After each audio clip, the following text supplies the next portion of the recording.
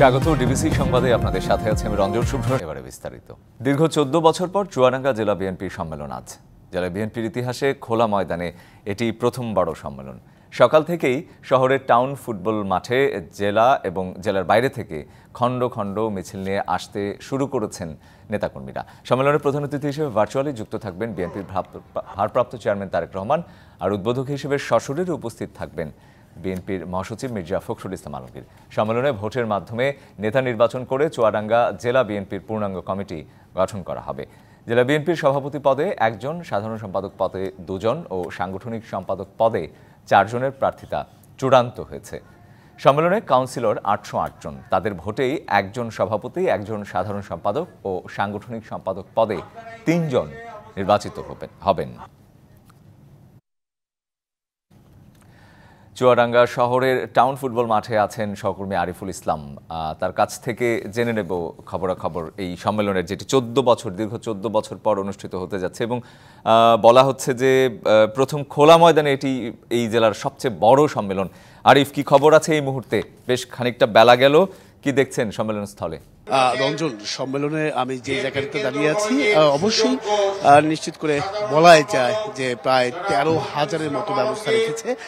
শুধুমাত্র যে নেতাকর্মী বা ডেলিগেটেড যারা আছেন প্রত্যেকেই কিন্তু ডেলিগেটেড। কিন্তু একটি বিষয় জানিয়ে রাখি যে 14 বছর পরে এমন বিশাল আকারের একটি সম্মেলন করছে চুয়াডাঙ্গা জেলা বিএনপি, যেটা আসলে অনেকটাই দেখার মতো। কারণ আমরা সকালবেলা থেকে দেখেছি নেতাকর্মীদের উচ্ছ্বাস এবং কি আনন্দ, যেটাই বলেন না কেন, আমরা বিভিন্ন খণ্ড খণ্ড মিছিলে সেই স্লোগানে যে মুখরিত হয়ে আছে পুরো এই টাউন ফুটবল মাঠটি, সেটা কিন্তু একেবারে দেখার মতো ছিল। কারণ কোথাও আসলে জায়গা নেই এই মাঠটি, পুরো মাঠটি জুড়েই শুধু আপনি দেখবেন যে যারা বিএনপি কর্মী আছেন, ডেডিকেটেড করা আছে, তারাই কিন্তু অবস্থান করছেন। এর পাশাপাশি আজকে যে সমাবেশের যে বিষয়টি, সেটা আমি যদি একটু বলতে চাই, আজকে এই সম্মেলনে বিএনপির ভারপ্রাপ্ত চেয়ারম্যান যিনি আছেন তারেক রহমান, তিনি কথা বলবেন।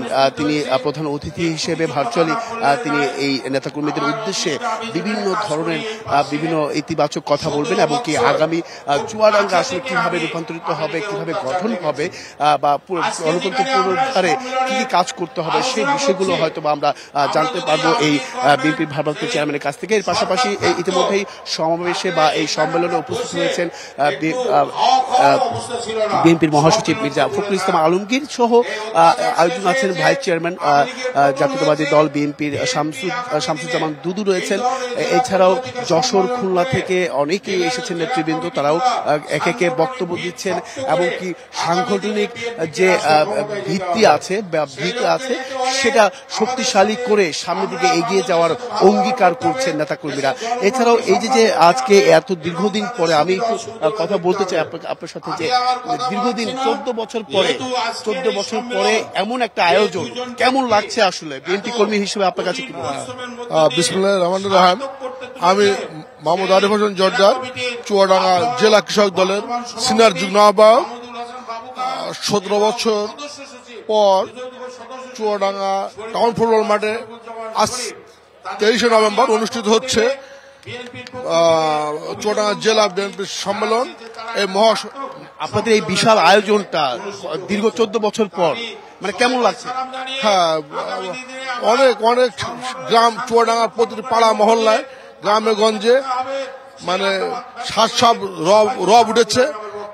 স্বতঃস্ফূর্তভাবে সবাই যেন ঈদ আনন্দ চেয়েও বেশি একটা আনন্দ উদযাপিত হচ্ছে ইনশাআল্লাহ। অসংখ্য ধন্যবাদ রঞ্জন, যেমনটা শুনছিলেন।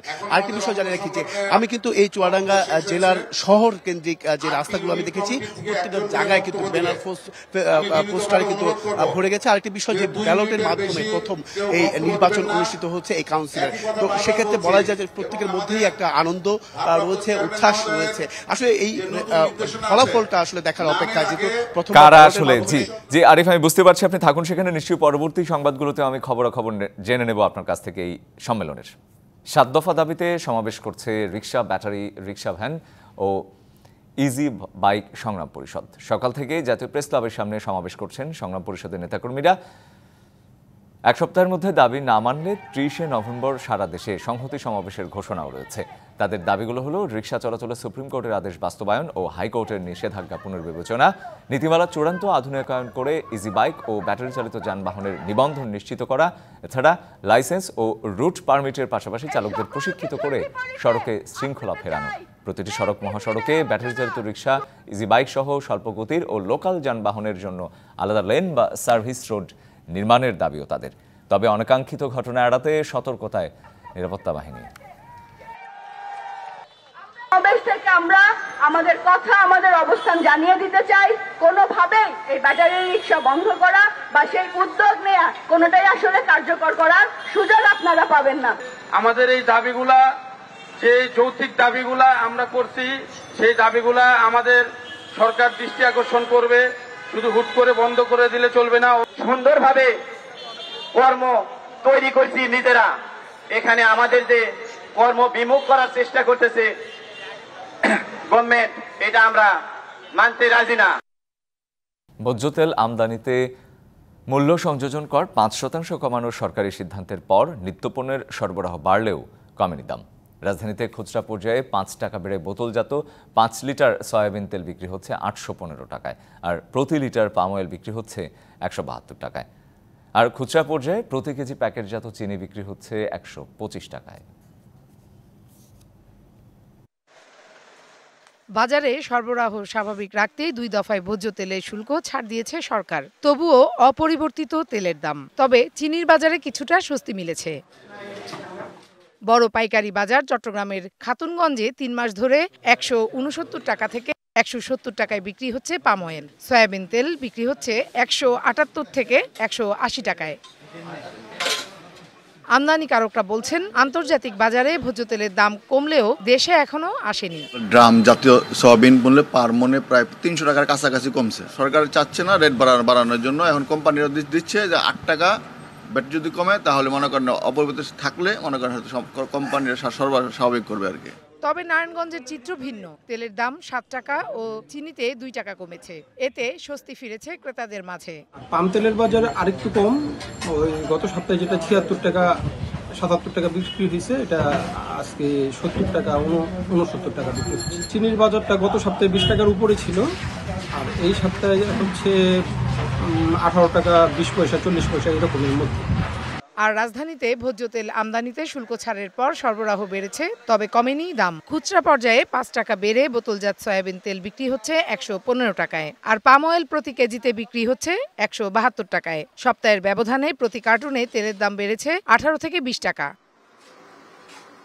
তবে স্বস্তি মিলছে চিনির দামে। খুচরা পর্যায়ে প্রতি কেজি প্যাকেটজাত চিনি বিক্রি হচ্ছে 125 টাকায়। খোলা চিনির জন্য গুনতে হচ্ছে একই মূল্য, আর লাল চিনি বিক্রি হচ্ছে 150 টাকায়।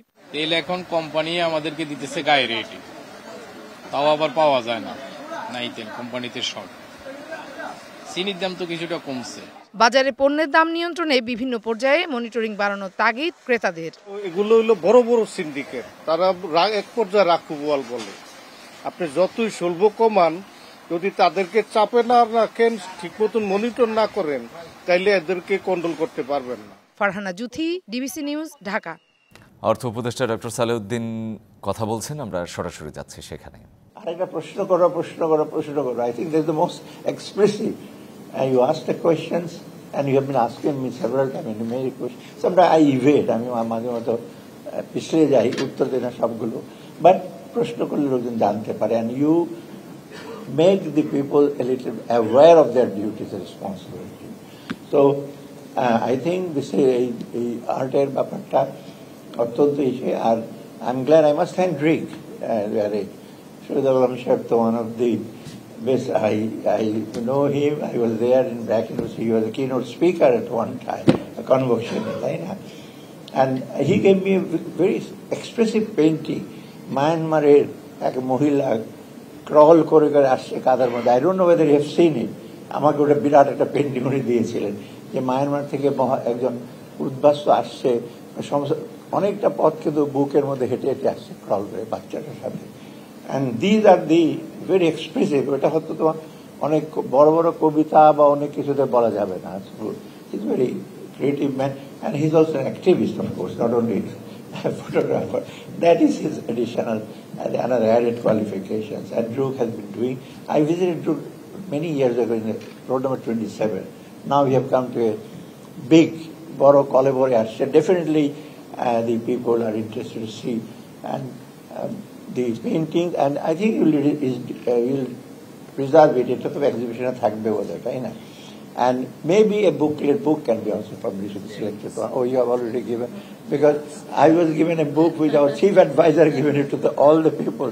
তো আমাকে একটা বই দিয়েছে যে এক্সপ্রেসিভ গুলো আপনি দেয়ালের পেন্টিংটা, তাই না? এবং যে এখানে জার্নালিস্ট বন্ধু বান্ধব আছে ছবি টবি দিয়ে হয়তো এখন আপনার হয়তো এক্সপ্রেসিভ কোনো লিখতেও পারেন যে এই কি প্রকাশ করেছে।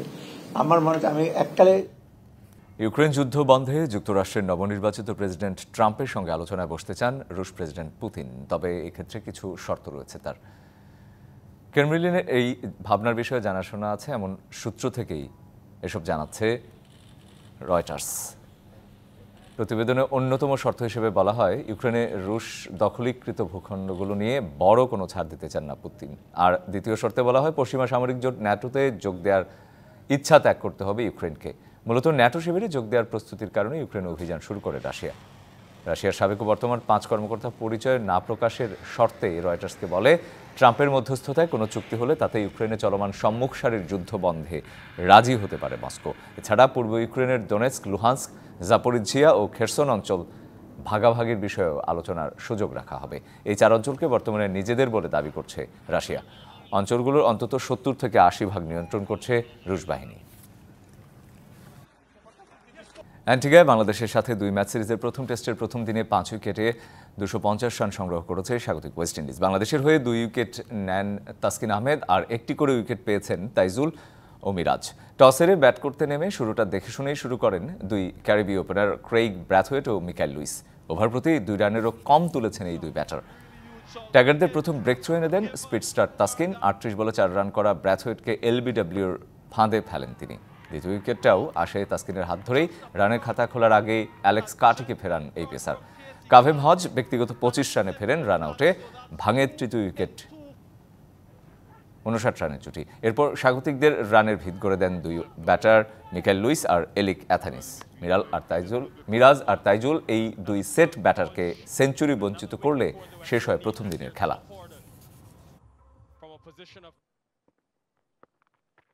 এই ছিল এখনকার মতো। ডিবিসি নিউজের সংবাদগুলো পড়তে ভিজিট করুন dbcnews.tv। আরও ভিজিট করুন ডিবিসি নিউজের ফেসবুক পেজ এবং ইউটিউব চ্যানেল। সঙ্গে থাকুন।